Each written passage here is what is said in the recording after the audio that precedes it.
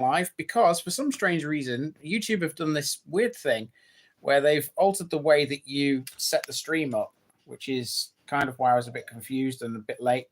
They're forever changing things, YouTube. They can be a right pain. And basically, they've altered the way that you set the orientation to horizontal or vertical. And for some strange reason, I've had to come vertical for you tonight because horizontal just wasn't working. Anyway, hello. Anyway, can you all hear me? Who's in? Let's have a look. Robin's here. Hello. Hello, Carol. Hello, Richard. Hello, Mike. And hello, Sean. Hello, Alice. Good to see you. Hello, Vince. And hello, Dave. Familiar names. 16 people in here already, which is all good.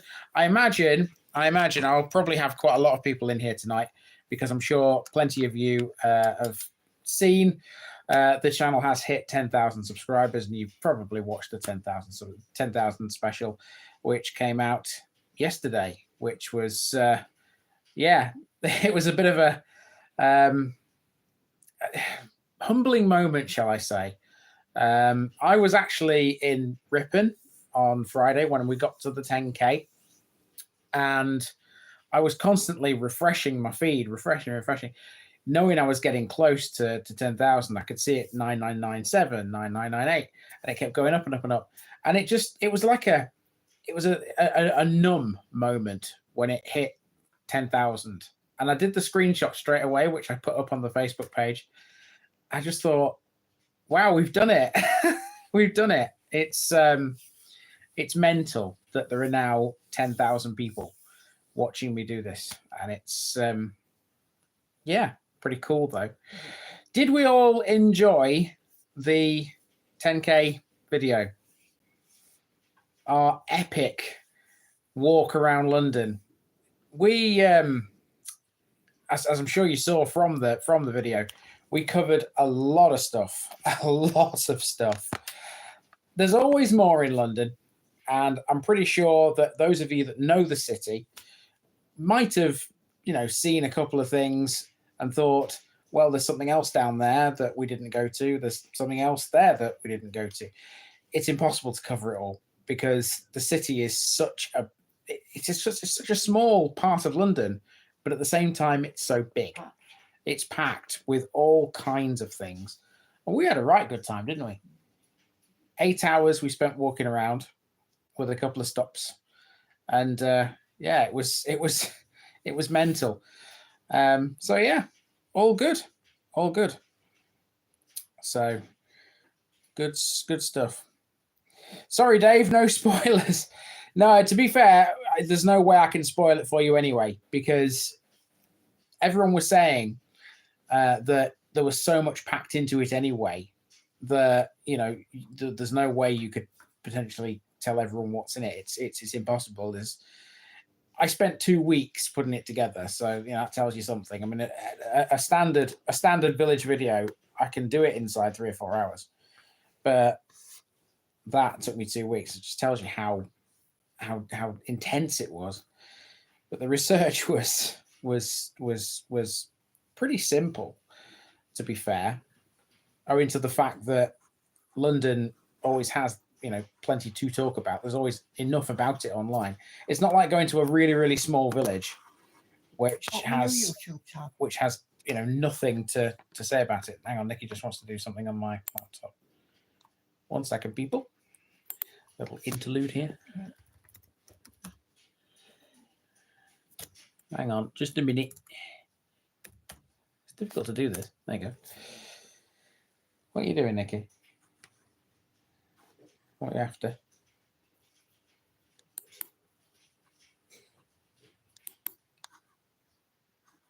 Anyway, whatever Nikki's doing, anyway, I'll carry on. Okay, so what we'll do is we'll do what we normally do in these meetings. We'll go with the guess where I am answer, and with, oh, that's what you were doing. Why did you do that? You can see your live chat clearer. All right, fair enough. You can still see your video description if you scroll down. All right, okay, fair enough. Actually, yeah, that might be a bit better. Nikki's the technical wizard when it comes to this kind of stuff. I'm not. You are. You are. I've got the chat here on my phone. I can't really see it very well, and Nikki's put it up on my laptop. You could have told me you were doing that actually, but never mind. Anyway, so we'll start as usual with the guess where I am answer and this week's filming locations. There aren't any filming locations this week. That's pretty easy. This is the week where I'm not going to be doing anything. I've still got all of 6 of the Harrogate ones to work on this week from last week, which is okay. The guess where I am answer. I think 2 people got this. There was a couple of people that said it was Skegness. It wasn't Skegness.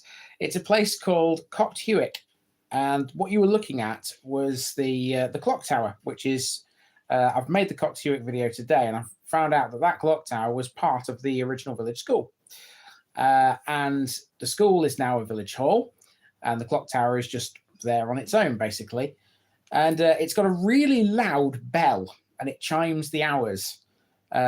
It took me a little bit by surprise, actually. I was walking around because I could hear it, bam, bam, bam, bam.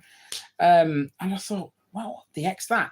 And I realised it was the clock tower making the noise, chiming the hours. I also found out today too that it's modelled on Big Ben, on the tower that's Big Ben's in, as it were. It's like a miniature version, which is quite cool. Obviously it's made of a different material. It's made of brick and as opposed to whatever Big Ben's made of. And yeah, I thought it was quite good. In a small Yorkshire village, you find a miniature version of one of our biggest and most iconic London landmarks. So yeah, that's where it was. And well done if you said Cockthewick and not Skegness. That has a clock tower of its own, which we will see when I eventually get to Skeg Vegas. Whenever that may be, but that'll be a long way away yet in the East Lindsey series. So there you go. That's that then. That's dealt with that. As you know, we've already dealt with the 10,000 thing. That was going to be the next thing on the agenda, but I went slightly out of order there. Now, one of the reasons why we got to 10,000 so fast was down to the work of my lovely assistant over here, Mrs. TVI, Nikki herself. I put a shout out on her channel. If you're not following her channel, by the way, perfect opportunity to do so. I allowed you to come in on my video. You did. If you're not following Nikki, it's Simply a Stitcher. If you like your cross stitch or crafting of any description, really, you can appreciate that kind of thing. Then Nikki is the person to get in touch with. It is her life, isn't it, Nikki? So yeah. Thanks to quite a lot of my peeps that now you have your peeps. Indeed. So yeah, I suppose I better return the favour because I've got a lot of people from that shout out. So yeah, go and follow Nikki. Go and subscribe to Nikki. Even if you don't like cross stitch, no. It's good fun though, isn't it? Your live streams are quite funny at times, and the chat isn't all about stitching. To be fair, it's quite varied, and I sometimes appear on these live streams of Nikki's. Yes, and you threaten to go naked on them. Let's not talk about that. That was a passing comment in the last live stream. Don't get excited, ladies. Don't get excited. I'm not actually going to get naked. I'm promising you that. I have more about me than that, I'm sure. But yeah, there you go. Anyway, what I'm getting at here is because of that shout out, obviously I got lots of people who were associated more with Nikki's stuff than mine came on board to hear, and that was quite cool. You also had at least one new member. And indeed I did. And in one of the live streams, we got talking about how, in fact, it was last night's live stream, wasn't it, Nikki? We got talking about how I sometimes feel that I'm genuinely sort of not good enough to do this. I do sometimes feel like that. And someone came out with this very interesting phrase called Imposter Syndrome. Okay. Yeah. And I'd never heard that term before, and I didn't know what it meant. And so I googled it, and it is an actual thing. It's basically, in broad terms, it's defined as when someone feels that even though they are good at what they do, they feel like they're not all the time. And I think this stems from my time at school, because my school was, I don't want to sound like I'm bragging, my school was probably one of the best in Lincolnshire. Now, a good school is a good school, and a bad school is a bad one. But I think a good school can sometimes be too good. And the reason I'm saying that is because if you're at a good school, you're expected to do well all the time. And when you don't, you get that sort of feeling of, I don't know, not resentment, but it's kind of the same thing, isn't it? And I sort of felt like that at school, because I thought I was always below the level that they expected from you, effectively. And that's maybe sort of translated into now, because sometimes I look at my videos and I look at the scripts I write and I think to myself, that's not good enough. That's not going to fly. If I record that, it ain't going nowhere. You know, sometimes I watch them back and think to myself, well, you know, that doesn't look very good, but I better put it out. And people do say that they're good. They're very informative and they're well researched and all that stuff. But I have to look at them with a very critical eye. And I think that critical eye comes from my time at school, quite frankly. I don't know what you guys think. You might think I'm talking absolute rubbish, and that's fair enough.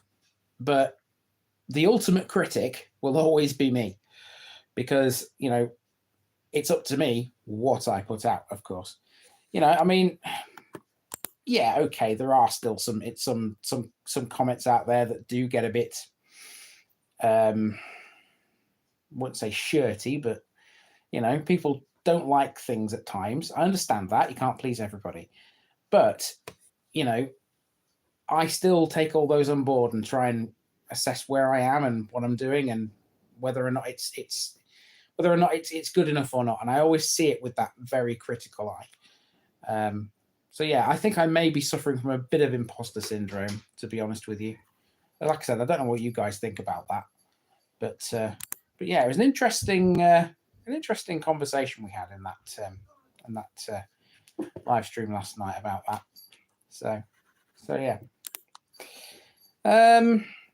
Carol says, you really shouldn't put yourself down. You do a great job.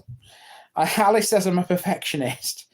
Do you know, that's another way to look at it. You know, I think I maybe am a perfectionist, and I understand that no one's perfect. I don't think anyone in the world can be perfect, you know, no matter what they do. But it's better to try and be perfect, isn't it, than to just sort of go along and sort of wing it all the time. I think it is anyway. But again, that could be from school. I don't know. Robin says, good school, was it approved? Robin, if you want to know what school it was, watch the Gainsborough episode. He's talking about an approved school, i.e. a Borstal. Oh, I see. Now you see, there you go. There's a perfect example of the kind of thing I'm talking about. I had no idea what that was about. You know, which kind of tells me, you know, I'm not saying I should have known that, but it would have been helpful if I did. You know.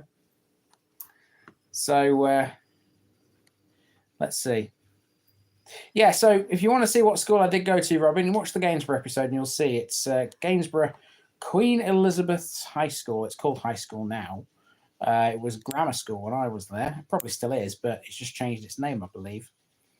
Might even be a couple of my old school friends which watch my stuff on the regular, in fact. I don't actually know. But yeah, anyway, that's where it was. And you know, I always get a bit of nostalgia every time I go past it, you know. Don't go past it that often these days because, you know, with West Lindsey being done, I haven't really got much call to drive through Gainsborough at the moment. Not even when I go down to my parents' house, because I don't even go that way. So, you know, so yeah, you know, I haven't seen it for a bit, but there you go. I still get that nostalgic feeling every time I go past it. I genuinely enjoyed my school days. If I've got to be honest with you, I did. I really did. I enjoyed my school days. I know a lot of people say that they're the best days of your life, whether they are or not. is open to debate. Depends who you are and where you went to school, I suppose. But I certainly enjoyed them. I think the trouble is, as well, that being born in 1984, our year, and if anybody else out there was born in 84, you'll know this too. Our year was the guinea pig year for absolutely everything. We were the first to do. Like a different style of exam when we got to like the end of Key Stage 3. There was all sorts of other things that we were the test year for. I can't remember it all, but it just felt like every single time the educational authority decided to make a change, it was us who got the brunt of it first. So in theory, we should be the best equipped for life, shouldn't we? With all these changes. I don't know. Let's see. Sean says you do a wonderful job. Thank you very much. Thank you very much. John says a lot of the time the weather goes against you and sometimes the village is small. There's two things that go against you. Well, yeah, tell you what, John, the weather just lately has once again been ridiculous. We had a couple of days of warm weather and then all of a sudden it's gone back to raining again. When I was in Ripon this weekend just gone, it started out all right. The sun was out, which we thought, great. Well, it's summertime, it should be. And then within about an hour, the wind had started blowing and the rain had started to come in. And I was just thinking to myself, where's this come from? Because, A, it wasn't forecast, and B, it's June. We've had enough, have we not now? So I don't know. I've got no idea what the weather is, what the weather's up to be honest with you, why it is the way it is. But apparently it's the Gulf Stream, isn't it? Some sort of disturbance up there that's causing all this wet and windy weather. I don't know. I'm not a weather expert. But yeah, if it stays nice and fine, that's fine. But if it starts to rain, I'm prepared for it, but I'd rather walk around in the sunshine. I'm sure you'd prefer to see me in the sunshine. Anyway, I've got one more thing that I want to talk about, and then it's over to you, and you can wade in with whatever you've got, basically. The one thing I've got left on my agenda is you may have seen it, Injector Seals. That's something to do with the car. The other day, I was driving along and noticed a smell of diesel. Didn't realise it was diesel at first. It was a bit of a whiff of something. Thought it was a bit strong, shall we say. So I took the car to the garage, and it's basically for those who are mechanically minded, the injector seals on the side of the engine, they've basically worn away. It's not dangerous to drive it. It can still be driven. The only big problem it's got is the smell and the fact that the fuel economy is a little bit less than it should be. It can't be fixed until next week, so effectively I've got to live with it for another week or so, which is a bit difficult because I really don't like the smell of fuel. But yeah, minor problem with the car. It won't affect anything. Everything will still be as planned at the moment, so it's not going to take the car off the road or anything like that. These things happen. I mean, you kind of expect it when you drive around as much as I do, go into various parts of the country all the time. Something's going to give at some point, isn't it? You can't expect any car to sort of lap up the amount of miles I do and not have some kind of problem along the way. But at least it's nothing seriously serious, shall we say. A lot of people do ask me, how does my car sort of take all the sort of the miles I drive in it? And to be fair, it's a simple case of knowing your vehicle and knowing its sort of limitations, and just basic maintenance, really. I've never been the greatest with car maintenance. Nikki will tell you that, I should say. usually me that points out there's something wrong. Yeah, that's true. You do. I mean, it was you that first noticed this, wasn't it? Yeah. Yeah. But it's just a simple case of staying on top of it. Any of you that drive will know if your car feels like it's got an issue, the best thing to do is to take it to the garage. So it's just a simple case of staying on top of it. So yeah. Okay, that's pretty much as much as I wanted to talk about this week. We've got 24 people in here, which is a lot more than normal, I have to admit. So there must have been some new people in here on the back of the whole 10K thing. The 10K video has done quite well. I'm quite happy with it. It was second only to Driffield, which also came out this weekend. There were 2 big videos this weekend to watch. I mean, I don't imagine that that any of you have watched every single video I've done. And when I look back at how many I've done, there's like well over 1,500 with all the other odds and bits and bobs. In terms of actual Parish episodes, I think I'm up to something like 12 or 1250, something like that. Maybe close to 13, not far off, 1,300. I haven't counted recently, actually. I maybe should. It was 1,048 at the end of last year. But of course, we've had half a year since then. So maybe not quite at 1,000. Maybe not quite at 1,300, should I say. 180 days in half a year. 180 days. So it's going to be at about 1,200 then, isn't it? About 1,200 it'll be at, yeah. Just over, I think. Adding it up in my head. So, but of course, there's other things, Tales from the Village Green and the Beyond the Boundaries ones and all that kind of stuff. So, probably getting on for 1,500 in total. I imagine not everybody has watched everything. I don't expect you to be fair. It's a lot of content. But yeah, if you are interested in these 2 that came out of the weekend, big ones, Driffield and London, couldn't be much further apart when you think about it, could they? One's in on the Yorkshire Wolds, and the other one's a massive city. Like chalk and cheese, aren't they? But, variety is the spice of life and all that. Let's just catch up with a couple of comments. Let's see what we've got. Driffield was really interesting, says Robin. Well, I mean, you are an East Yorkshire man, aren't you? So, yeah, it will be for someone such like as you. I have noticed, actually, a lot of people watch videos that aren't anywhere near where they live. I have noticed this with a couple of people. It means I'm doing the right thing then, doesn't it? If I make them interesting enough. So yeah, that's cool. Alice says you have the villages you can't get into, i.e. Welbeck. Do you know what? That one still counted.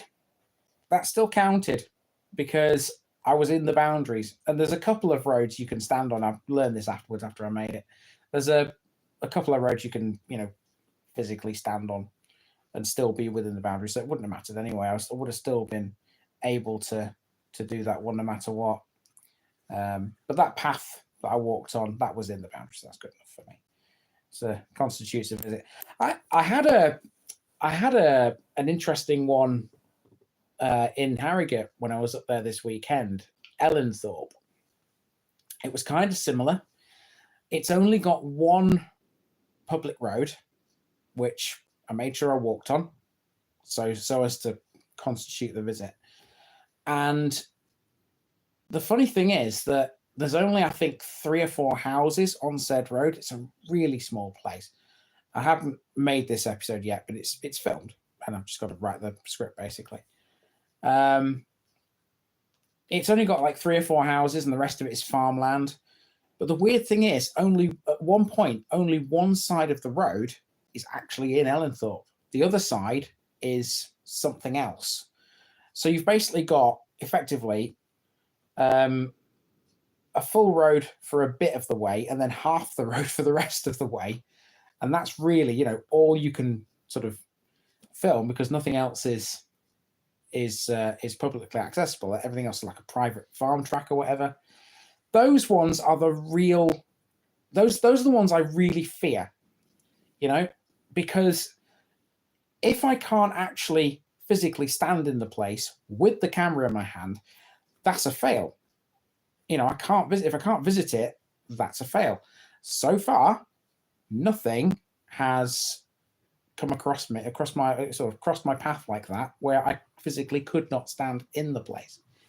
There are a couple I know of which could potentially cause me that problem. One of them is an island in Essex. But Osea. Osea Island. No, Foulness Island, because it's owned by the military. That's one I do know I might have to have permission to be sort of on, if you like. There's a couple of others dotted around which are estate villages, which, as you know, they can sometimes be tricky because they're mostly private. I was okay with Newby with Mulwith this weekend because you can actually visit the church on that one. Public access, not a problem. So I could do that in pretty much the same way as always. But there are some others that I know of which are potentially going to cause me trouble. But we'll see. So far, so good. I haven't come across one yet that I couldn't physically visit. So we'll cross these boundaries when I actually get to them, I suppose. Just going to catch up with a couple more comments. I'm going to bring this laptop a bit close to me. I can't really see. John says, I've seen one where you've done Derry in Northern Ireland, literally just across the border from me. Yeah, that was actually a holiday, that was, John. We were over there for a wedding primarily, but we turned it into a little holiday for for a week or so. And I figured that, you know, I'd do like a little special, a 3-part special. Sorry? Just did a vlog. Yeah, it was just basically a vlog. It was much more than that. So yeah, that's why there's a Northern Ireland video, or 3 Northern Ireland videos up there actually. So Anne-Marie says, Andy, I feel awful for asking you a question the other day. Anne-Marie, it's fine. Don't worry about it. You didn't upset me. Don't worry. You didn't upset me when you asked me that. It's fine. You can ask me anything, you know, whether I respond or not, that's, you know, a different story. But you can always ask me stuff. I'm friendly enough. I don't bite. You generally will answer. Yeah, generally will answer, of course will. Robin says, any update on the ride around Cadwell Park? No, is the answer. I've kind of forgotten about it for the time being. Obviously, the bridges that I told you I would have to cross to do it, they are crossable. I'll be honest with you. You know, I could potentially, you know, get the public liability insurance and, you know, ask at Brands Hatch and all that sort of stuff. But seeing as that's going to take a bit of time, I have sort of left it on the back burner and I've kind of moved on to other bits of East Lindsey now. But it's there. It's there. And when I eventually sort of get around to that again, I'll think about doing it. The other option, of course, is to abandon Cadwell and try and do it at another circuit of some description. I can think of some other good ones. Snetterton in Norfolk is one. Thruxton in Hampshire, I think it's in Hampshire. Alton Park in Cheshire. Mallory Park, I think that's in Northamptonshire somewhere. Croft, which is near Darlington. Basically, I'm listing all the BTCC circuits here, aren't I? I was into that back in the day, but not so much these days. Catwoman Jones says, I watch all of them. It's nice to see how beautiful our country still is. Well, it is. It'd be even better if the weather stayed nice, wouldn't it? Dave Scott. Hello, Dave. How are you in Australia there? Hope you and the family are well, mate. Yes, we are. We're doing nice. Holderness Coast Ferreting. Not seen you before. You must be new. Hello. I live on Sunk Island. Love it. Definitely worth a visit if you haven't been. I've been to Sunk Island. It was one of my favourites so far in the East Riding, that. Donington Park, that's another one, Sean. Yes, that's right. Yeah, I could potentially ask for that one. I've done a couple of videos around there already. The one that was meant to come out when the 10K special did yesterday was Ileycombe Langley. And that's right next to Donington Park. You know, you're literally, just a couple hundred yards away from it. So yeah, you'll get that this Sunday instead. I don't think it really would have upset anybody not putting that out this Sunday, just gone. Like I said, it's one of those places that has very few people. And so, it's not really all that worth it. We're not when there's a special video. Let's see. Well, John, to answer that question, how can a parish be private? The one I'm thinking of in Essex, Foulness Island, it is a parish in its own right. It is an island. There is obviously a bridge to get to it, but it's owned by the military. It's controlled by the MOD. Now you have to remember that some of these boundaries and whatnot are quite ancient things. I always talk about how when something came into being, when a parish came into being. Some of them go back, centuries, and that would have been established before the military decided, of course, that they wanted to take over and run their operations on this island. So that's basically how that can happen. Now, I don't know whether there is like a public road somewhere on said island or whatever that I can potentially use to sort of, literally just stand there. The chances of me actually filming any of the military operation that takes place there is pretty much no chance, because you know what the MOD are like. Official Secrets Act and all that kind of stuff. I had to be careful this weekend, actually, when I did Dishforth, because even though Dishforth Airfield is no longer an airfield, it's controlled by the army still until 2031, I believe. So I had to be careful there. So yeah, that's how it can happen. Obviously, it's not a big issue for me at the moment because I haven't been to Essex for a long time. When I eventually get back down there and it's time for that one, like I said, we'll cross that bridge when we come to it. So hopefully, fingers crossed, everything will be okay. So let's see. Robin says, I've marshalled at Croft, Cadwell and Donington, so I've been around them, as well as many forests. Would that be for rallying, Robin? That's probably what the... Let's see.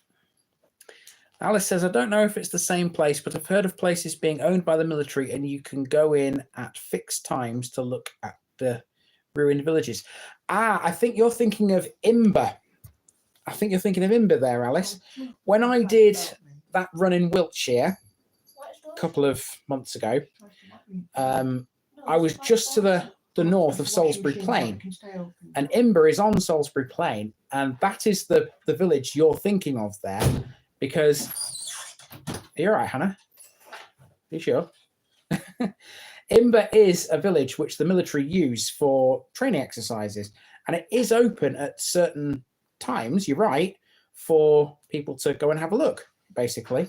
So that is one that I haven't got any fear about, because I know full well that if I time it right, I will be able to get to that, and you will be able to see that.